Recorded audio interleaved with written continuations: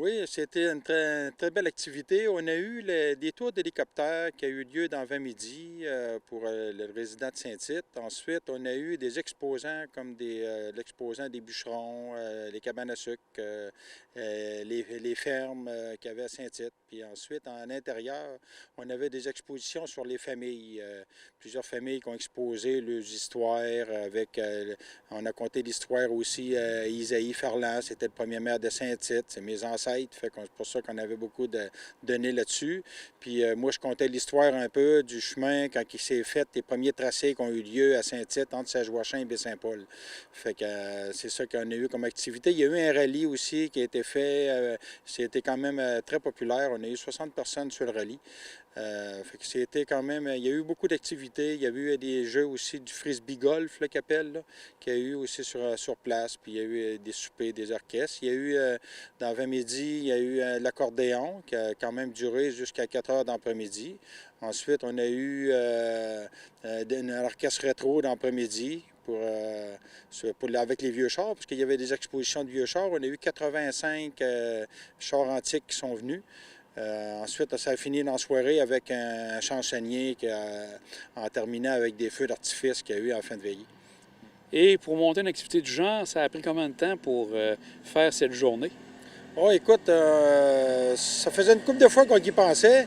Fait là, à un moment donné, j'y ai pensé comme il faut. Puis là, moi, j'ai pris mes renseignements, puis vu qu'il n'y avait rien, fait que j'ai dit, tiens, on va décoller la fête. Fait que on a commencé ça le 1er août pour en parler la première fois, aller jusqu'au 24 septembre, là. Fait que ça a donné, on a travaillé fort pour réussir à amener ça à la date. Hein. Aussi, il y avait les expositions d'auto anciennes, mais aussi de photos anciennes.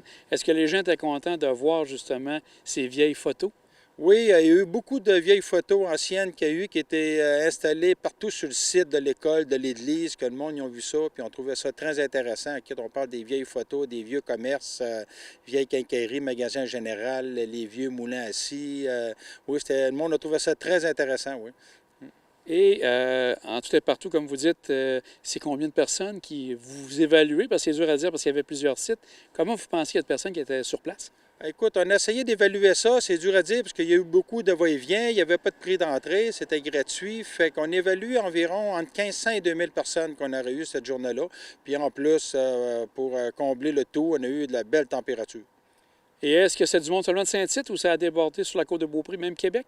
Ah, c'est venu un peu partout. Il y avait Saint-Tite, il y avait une bonne partie de Saint-Tite qui est venue. Il y avait du monde de Québec, de Lévis qui était là. Il y avait du monde de Charlevoix qui sont venus. Oui, il y a eu beaucoup de monde qui a arrêté. On avait des annonces sur le bord du chemin, fait que ça arrêtait. Les passants arrêtaient aussi de venir voir ça. Fait que, oui, c'était très intéressant. Bien, M. Ferland, un grand merci, puis félicitations encore pour une organisation qui s'est faite rapidement, mais qui était un beau succès. Moi, je remercie beaucoup l'organisation qui était avec moi, tous les membres d'organisation. Il y a eu Gino Véro, Nathalie Duclos avec son mari Roland. Il y avait André Simard des Armoires Simard. Fait qu'il y avait Gabriel Lettler aussi qui s'occupe du loisir. On était une équipe, une très bonne équipe. Fait que ça a très bien réagi rapidement. Un grand merci, monsieur. Merci beaucoup, vous autres aussi.